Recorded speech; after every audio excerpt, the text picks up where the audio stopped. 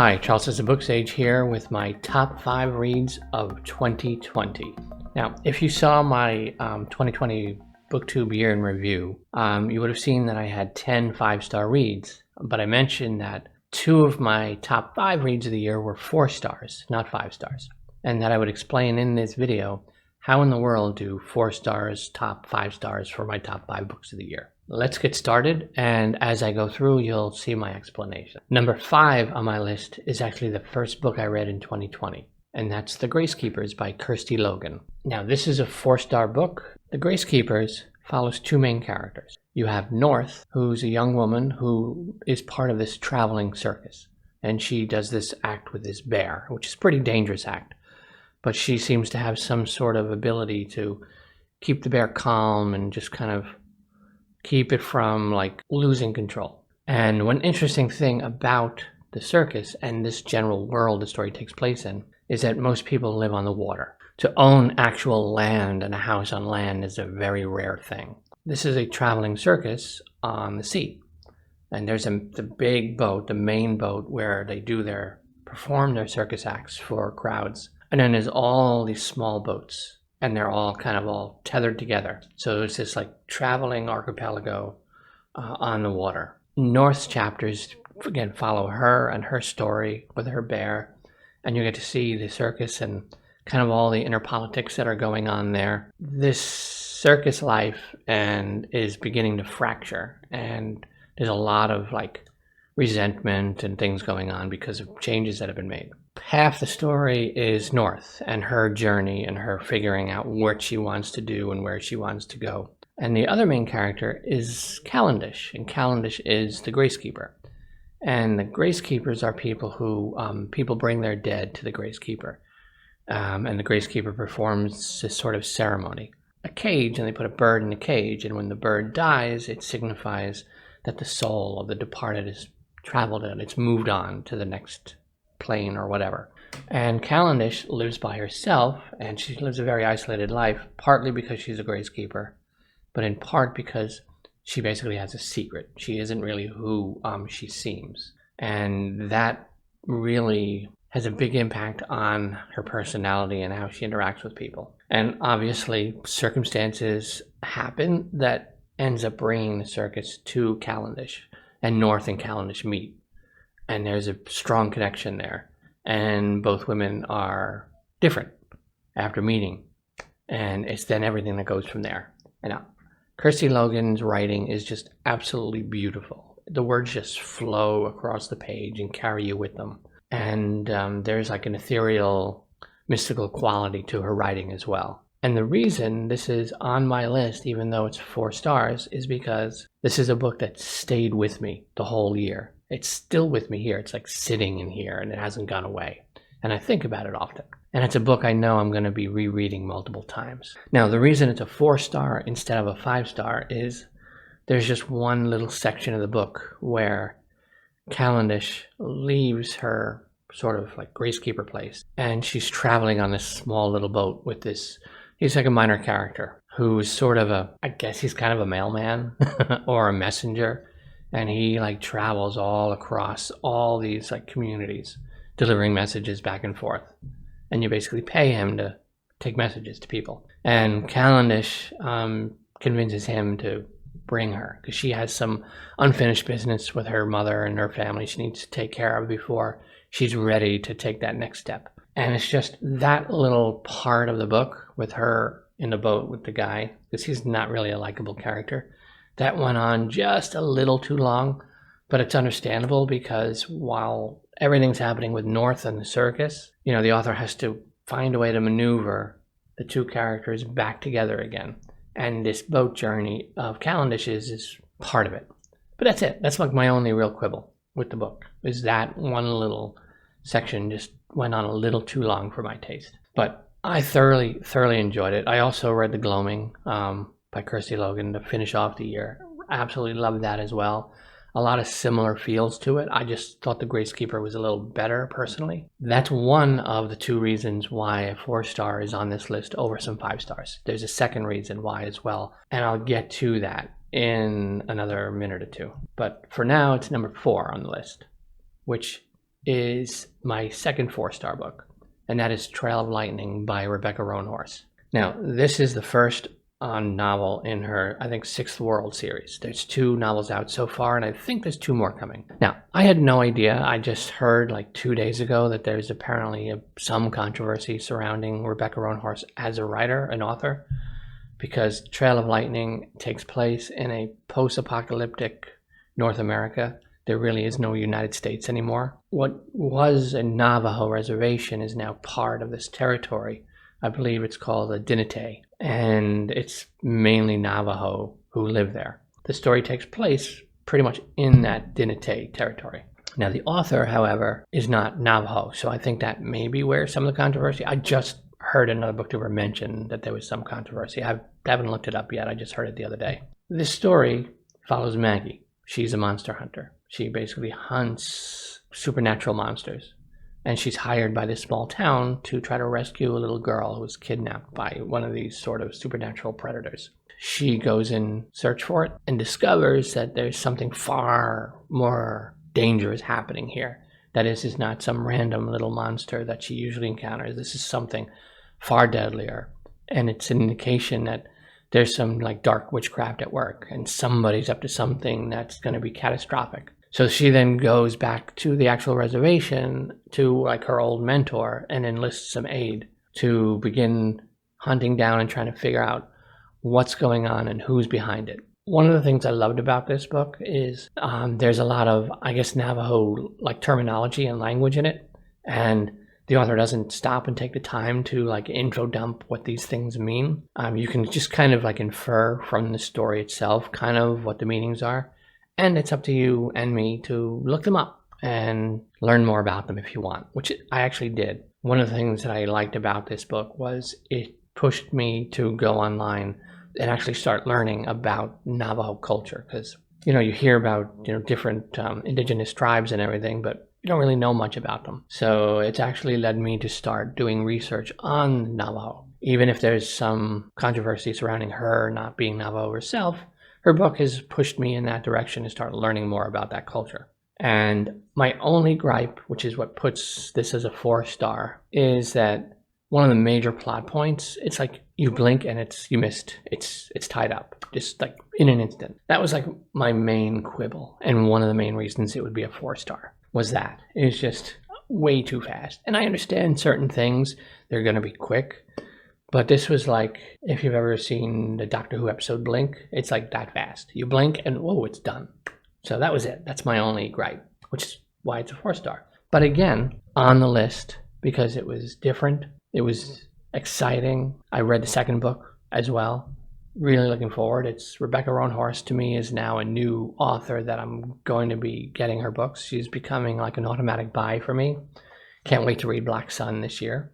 But it's one of those books I sat down, I read it on ebook and on Audible. I like to listen and then read the ebook at the same time. And this is a book I opened up on digitally, and then I didn't move until the book was done. I sat and read the thing straight through. And it's been a long time since a book just completely just gripped me and didn't let me go. And that's one of the reasons why it's on this list. Really thoroughly enjoyed it, and I'll definitely be rereading it again. The second book was really good as well.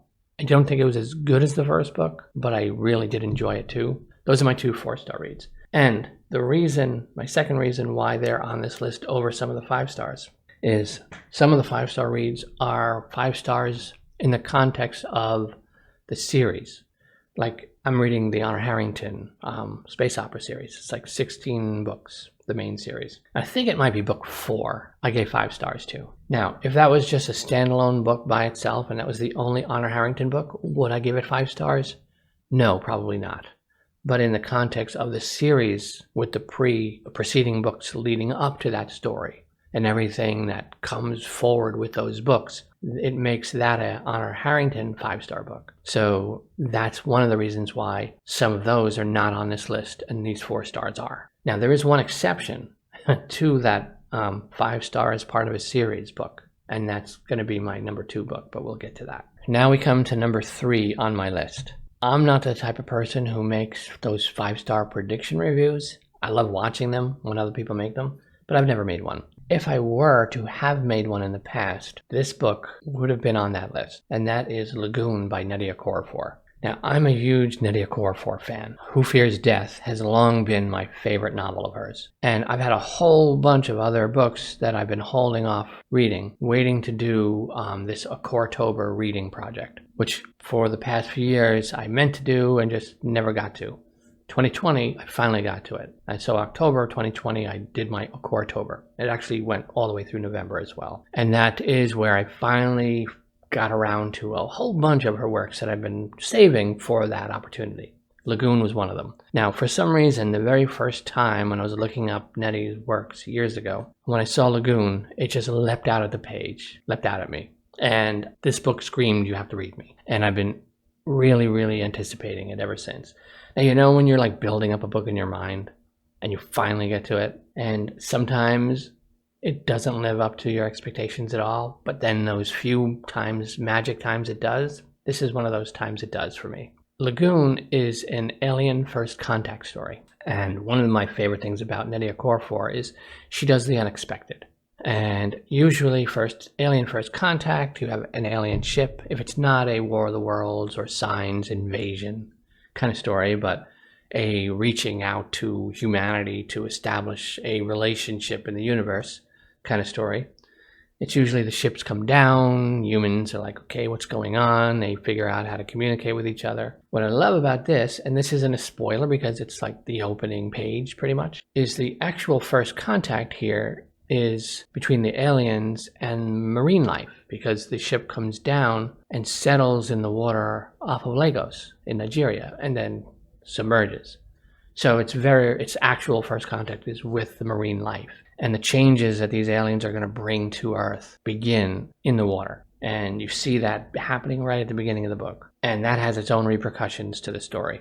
And then it's aliens take human form and come up out of the sea and begin to establish that contact with humanity. There's 4 main characters pretty much in this book. Well, 3 really, I guess. One is a woman she's a marine biologist in an unhappy marriage. Another is a famous hip-hop artist who is there in Lagos giving a concert.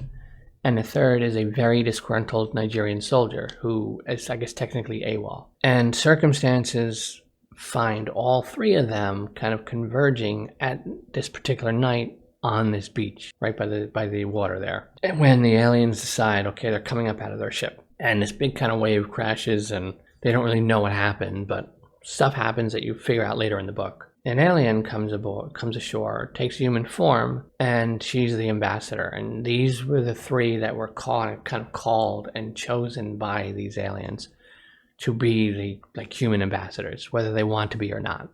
And then it's everything that ensues from there. And again, think about what would happen if aliens, let's take New York City, what would happen if an alien ship just came down and landed in the bay next to the Statue of Liberty and then just sunk beneath the water, and then aliens walked ashore by the South Ferry in Battery Park? What would happen in Manhattan if that occurred?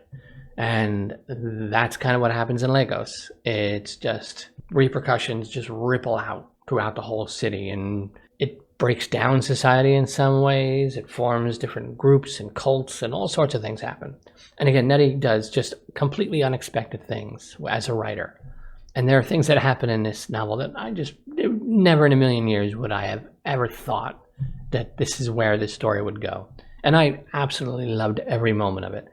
I think this would make such a fantastic movie, or even such a fantastic Netflix show or HBO show or something like that. It would really, really translate well on screen, I think. And there's so much in it that you could do just such a wonderful job with it. But anyway, highly recommend it. It has dethroned Who Fears Death as my favorite Nnedi Okorafor novel, which I never expected anything of hers to top that. But it did. And super excited. Okay, number 2. This is another 5-star read like Lagoon. And this is a 5-star read that's in a big series. The difference between this and the other 5-star reads that didn't make the list is if this was the only book in the series, it would be 5 stars. And that is Memories of Ice by Steven Erikson. This is book 3 of the main Malazan Book of the Fallen series. Here's how good this book is. You're a Wheel of Time fan, right? think of, okay, what's your top 3 Wheel of Time books? I'm a Wheel of Time fan. I've read the whole series. Your top 3. This stands shoulder to shoulder with any one of those 3. This book was just an amazing tour de force. How in the world Erickson managed to pull this book together and have everything work the way it did. We have different armies that have been at each other's throats or kind of thrust together because there's this other threat. I don't even know how to describe this book. I do have like a sort of mini review of it. I'll link that where I kind of really go into my thoughts, and I filmed that right after finishing it. All I will say about Memories of Ice is it is one of the most amazing like epic fantasy, high fantasy novels I've ever read. There's a battle that takes place in this book, and which is brilliantly done. You get this high overarching view from some of the characters, and then you get the down in the trenches, door to door, stairwell to stairwell fighting that some of the characters are just thrust in the middle of this madness and this hell, and you get their fight as well. These are characters that you follow the whole first book. They're returned here for book 3. So we're talking well over 1,000 pages you've invested in these characters. And then the hell that Erickson puts them through in this book. And he introduces so many new elements to this overall series as well. And they all fit and they all work. And prepare to have your heart just ripped out of your body and crushed in front of you with maniacal laughter in the background. It is brutal and devastating, and it just left me just completely spent. And I remember just sitting there when I finished it, I just sat there for like a half hour, just kind of stunned. Very similar to how I felt when I finally finished season 7 of the Clone Wars series. When those final 2 episodes are over and you just sit there like just amazed at what was accomplished. This Memories of Ice gave me that similar feeling. And I still haven't picked up the next Malazan book since, and that was like April.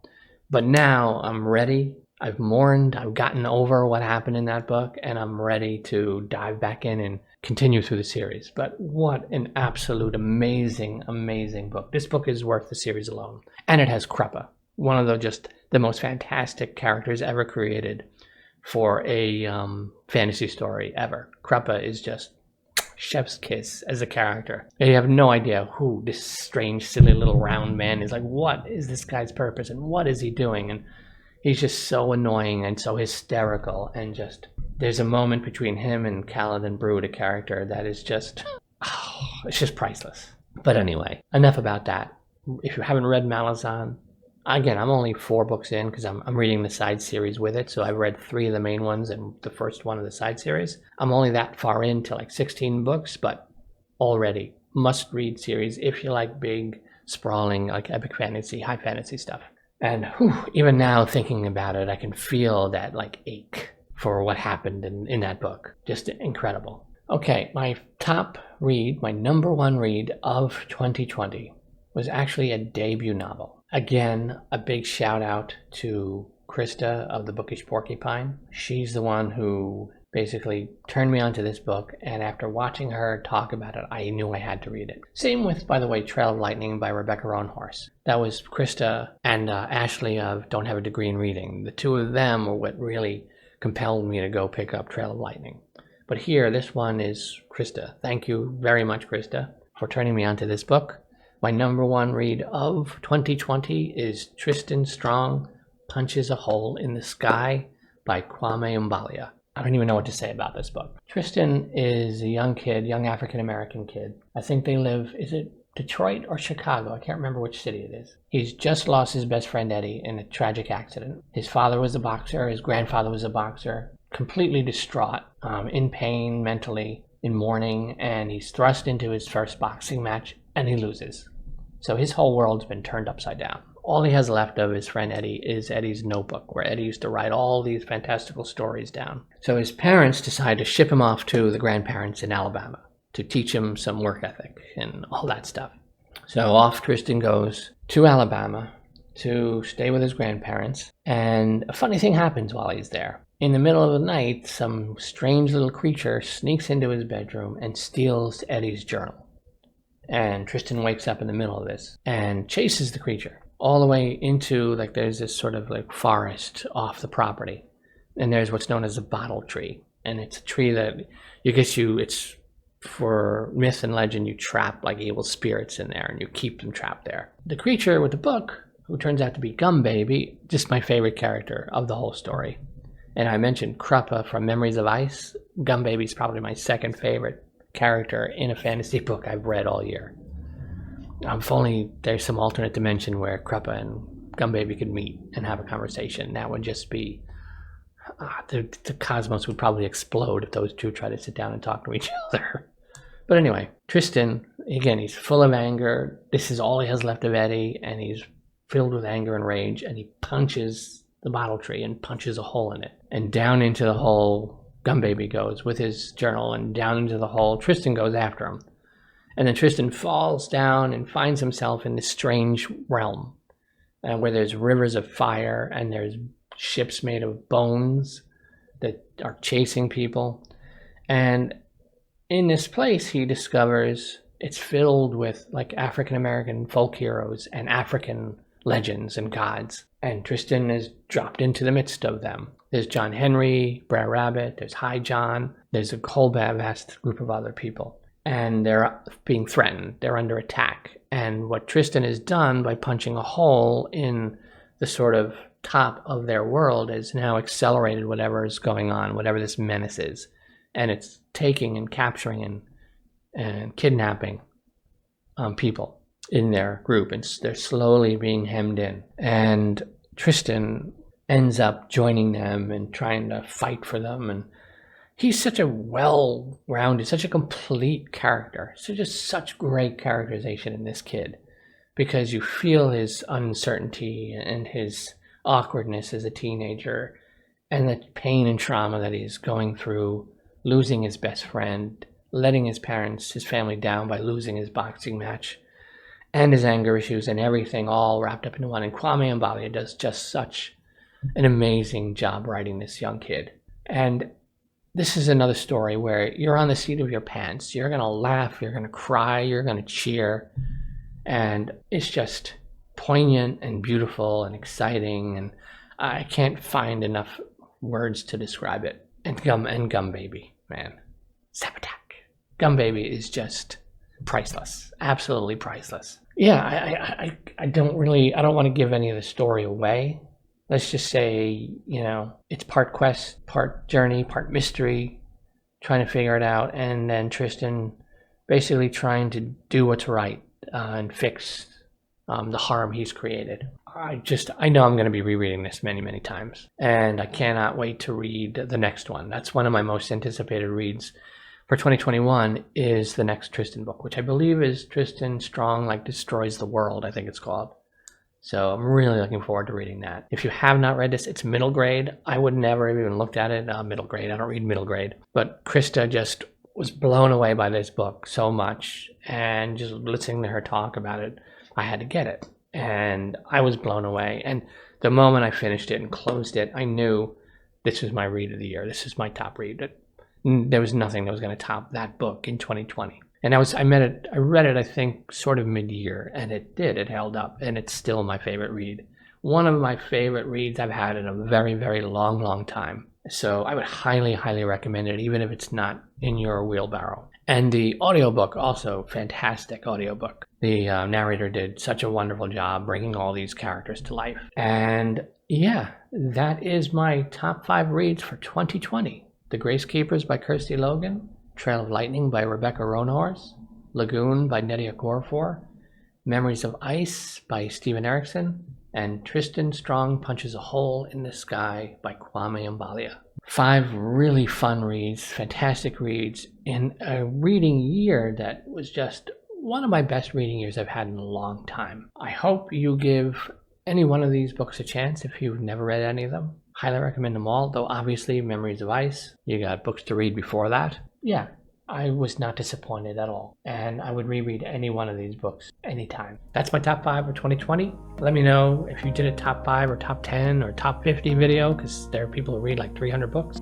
Drop your link in the comments below so I can go watch those, so I can see what other people really gushed about and loved reading in 2020. I might find some new books for myself. All right, I am Charles, SirBookSage. Happy reading.